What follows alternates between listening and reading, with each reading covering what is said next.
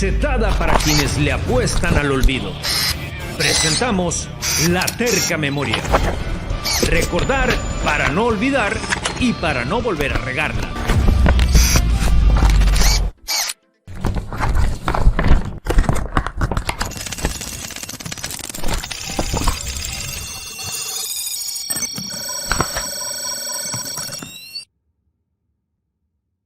Siete de la mañana con 49 minutos, ya son las 7 de la mañana con 49 minutos, 10 minutos ya para las 8. Estamos nuevamente 60 por 60, ya sabe, esta sección por la que me levanto todos los días nada más para saber qué va a haber en la terca memoria del pelón. Fíjense que un día como hoy, pero del 2015, 24 de noviembre del 2015, el periódico Expreso presentaba en su portada: anuncian desalinizadora para Guaymas y Empalme, garantizarán abasto de agua para siempre, es lo que dice, para siempre.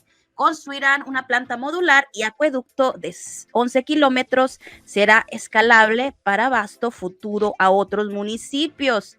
Era lo que estaba diciendo en ese momento la gobernadora Claudia Pavlovich, y el titular de la Comisión Nacional del Agua, Roberto Ramírez de la Parra, anunciaron la inversión de 400 millones de pesos para la construcción de una planta desalinizadora de agua en 2016 para resolver la escasez de líquido en Guaymas y Empalme. Y pues para que nos diga qué ha pasado en estos 7 años, tenemos a un invitado muy especial. Él es el ingeniero Jorge Falcón, experto en estos temas del agua y que le ha dado bastante seguimiento a este tema en específico de la desalinizadora en Guaymas. Muy buenos días, ingeniero.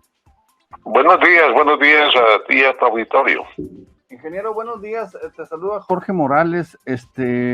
A ver, platícanos, ingeniero. Sabemos que, bueno, por tu trayectoria y porque, bueno, trabajaste también ahí en el servicio público muchos años, ahora te dedicas a la consultoría en temas de obra pública, pero por tu trayectoria, cuéntanos la historia de este megaproyecto de desaladora que en teoría ya está operando, dándole agua a Guaymas y Empalme. Entonces, en teoría, pues ya Guaymas y Empalme deben de estar inundados de agua potable, limpia y bien bañaditos todos ahí en el puerto. Ingeniero, platícanos la historia, por favor. Sí, tocayo, mira, saludo también a tu auditorio. Te comento que efectivamente en el 2015 se anunció la construcción de la desaladora, pero lo primero que deberíamos de analizar es si se justificaba en ese momento la construcción de la desaladora, si el volumen que se manejaba de 200 litros por segundo era el necesario, o realmente pues había otras opciones de solucionar el problema de abasto de agua a Guaymas. Al hacer yo un análisis primero de la desaladora y conocer las cantidades, los volúmenes que iba a manejar para aportar agua a Guaymas y Empalme, pues sí, efectivamente, en el 2015 la empresa Aqualia de México, que es una empresa española con oficinas en la Ciudad de México, gana la licitación y se celebra un contrato que es para tanto construir la planta como para operarla por 18 años. La cantidad de agua que iba a proporcionar el abasto era 200 litros por segundo, que eso nos da una cantidad de 525,000 metros cúbicos al mes. El costo del contrato de operación, recuerdo yo, pues está en el contrato, está el dato, era de 7,697,000 pesos mensuales operar la planta. Cuando yo analizo y veo el costo que aparece en el presupuesto de ingresos del Ayuntamiento de Guaymas, el metro cúbico se cobraba en ese año en 7 pesos con 57 centavos. Al realizar las operaciones de saber cuánto va a costar producir un metro cúbico de agua desalada, pues el costo me daba a 14 pesos con 64 centavos. Es decir, de manera obligada, el gobierno del estado, Guaymas no tiene la capacidad, además el sistema es estatal. En Sonora, de los 72 municipios, 70 operan ya su sistema de agua, y solo Empalme y Guaymas, que es un servicio pues unido, vamos a decir, para surtir, es el único sistema que actualmente opera la CEA y que he escuchado que se pretende municipalizar. Entonces, de entrada, el subsidio era muy alto, era subsidiar la mitad del costo de cada metro cúbico, que iba a representar muchos recursos para el gobierno del estado, ¿no? Porque definitivamente Guaymas no podía subsidiarlo y tampoco pudiera elevar el costo del metro cúbico tan elevado, ¿no? Es decir, doblarlo al 100%. Entonces me di a la tarea de investigar si realmente, que era la pregunta que deberíamos de hacernos, realmente era necesaria en ese momento la construcción de la desaladora, y me fui a analizar y di acceso a la información pública tanto a la CEA como a la Comisión Nacional del Agua, cuál era la cantidad, cuál era el abasto que tenían las diferentes fuentes de abastecimiento de Guaymas. Y me encontré con lo siguiente: de acuerdo a la respuesta ofrecida por la CEA, en Guaymas existen 5 fuentes de abastecimiento, 4 que son las principales. La batería de pozos que se encuentra en Maitorena, que abastece con 177 litros por segundo y que se conduce el agua a través de una línea de 20 pulgadas. La batería de pozos del Boca Abierta, que produce 400 litros por 10 litros por segundo y es conducida a través de una línea de conducción de 36 pulgadas. Luego tenemos el acueducto Yaqui, en el río Yaqui, que produce 500 litros por segundo y tiene un diámetro de conducción de 36 pulgadas. Y por último, de las fuentes de abastecimiento, tenemos la zona de pozos de San José de Guaymas y El Valiente. En ese tiempo producían 115 litros por segundo y se mandaba el agua a la zona norte de Guaymas y a San Carlos con una tubería de 12 pulgadas de diámetro. Y hay un pequeño pozo ahí, hay un pozo que en la zona de Vican, dentro de la población, que abastece y no me dieron el dato de los litros por segundo. Entonces, al hacer el análisis de la cantidad de agua que en ese momento se abastecía supuestamente en Guaymas y Empalme, nos daba una cantidad de 1.202 litros por segundo, que es una cantidad muy razonable. Entonces, uno como analista me fui a analizar cuál era la población en ese momento de Guaymas y en el futuro, para efecto de decir si era suficiente esa cantidad, ese abastecimiento de 1.202 litros por segundo. Pedí la información también del consumo que hay en uso industrial y en uso comercial, y me lo proporcionaron. Te aclaro que al pedir yo la información lo hice de igual manera a la Comisión Nacional del Agua en cuanto a los aforos de los pozos, y la información era muy coincidente. La diferencia de esos 1.202 litros por segundo eran solo 18 litros por segundo, o sea, no era representativa, lo que significaba que la información oficial era bastante buena y se podía tomar en cuenta. En ese tiempo, al revisar yo los censos de población, que después actualicé en el 2020, Guaymas tenía aparecían registrados en el INEGI 156.863 habitantes y en Empalme 51.000. Hago el cálculo considerando una dotación de 250 litros por habitante al día y se requerían solo para uso doméstico 630 litros por segundo. Es decir, había suficiente agua para abastecer. El problema es dónde está el agua. Si sumo yo el consumo comercial e industrial que tiene la región Guaymas-Empalme, porque también pedí la información y pedí todo lo que son los pagos y los volúmenes que se consumen, me daba que ese uso era de 87.26 litros por segundo.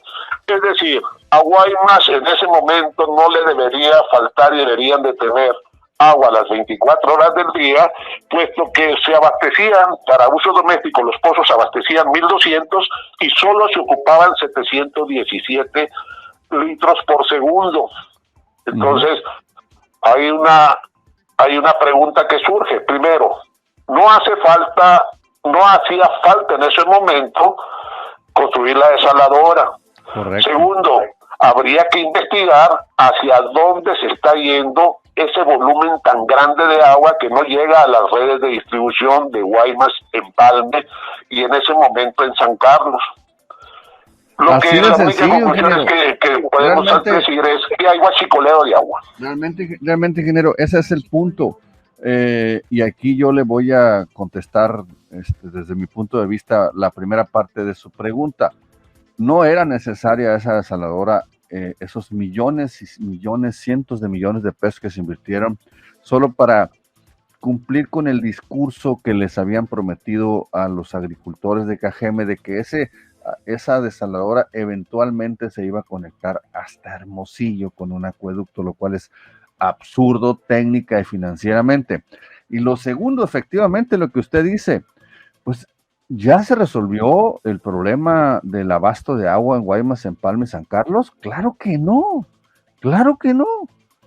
Siguen teniendo los mismos problemas de abastecimiento de agua, de fugas, de todo eso, a pesar de que tienen una costosísima desaladora ahí operando ya en teoría, repito, en teoría sigue operando, y efectivamente, ¿a dónde se ve esa agua?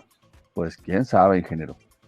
Mire, al manejar ese volumen tan grande, ese déficit de lo que producen los pozos, las diferentes baterías de pozo que abastecen a Guaymas y Empalme y a San Carlos, la única alternativa para un volumen tan grande que no llega a la red es que estén conectados a las líneas de conducción diferentes tomas clandestinas que se usen para riego. Nadie puede utilizar ni la industria, ni uso doméstico, ni tampoco el uso comercial, 700, 800 litros por segundo que están perdidos. Eso se tiene que ir forzosamente a uso agrícola.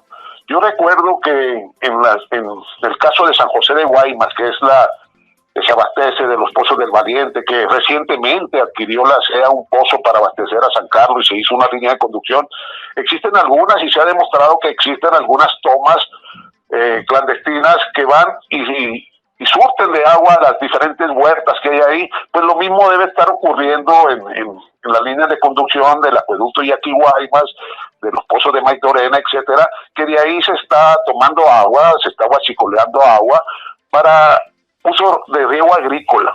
Ese volumen no puede ir a otro lado más que a uso agrícola.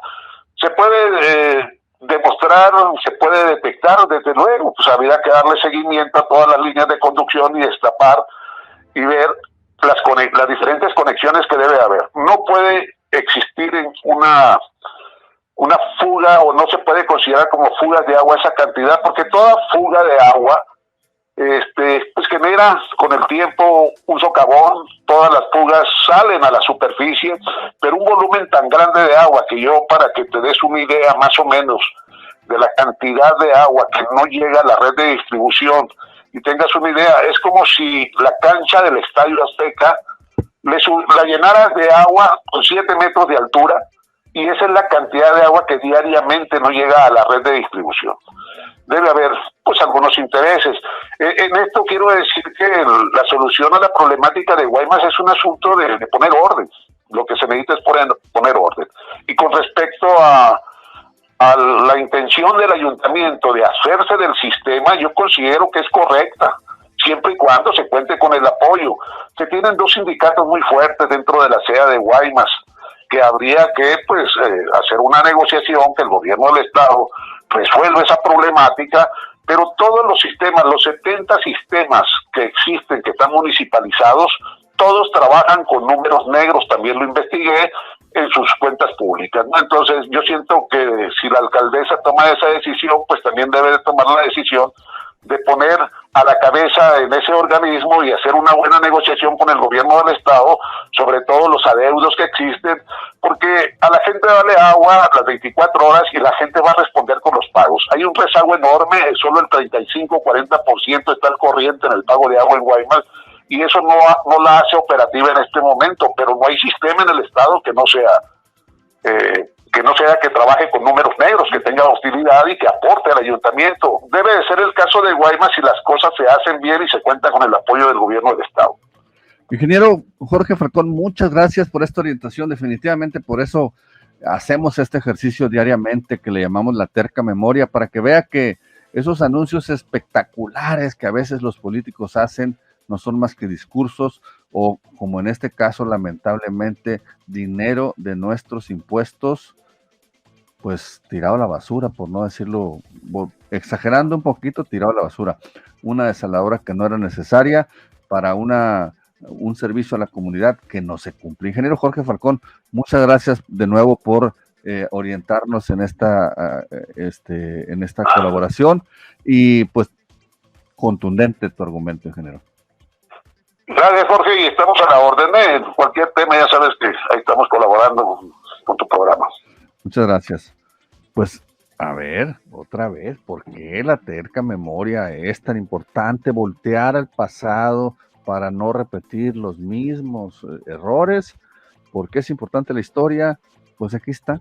Sí. Demostrado científicamente, Alejandra. Impecable la explicación que da el No es ingeniero. una suposición Datos nuestra, investigados, no es claro. grilla, se hizo una desaladora, se invirtieron casi 1,000 millones de pesos en esa desaladora para cumplir un capricho de los productores agrotitanes del Valle Pero del Yaqui. si está sirviendo de algo, mira, ya dijo el ingeniero que está el guachicoleo del agua, todo lo que da, uno sí se está beneficiando, como Pues sí, siempre. pero eso con los que recursos tienen, públicos.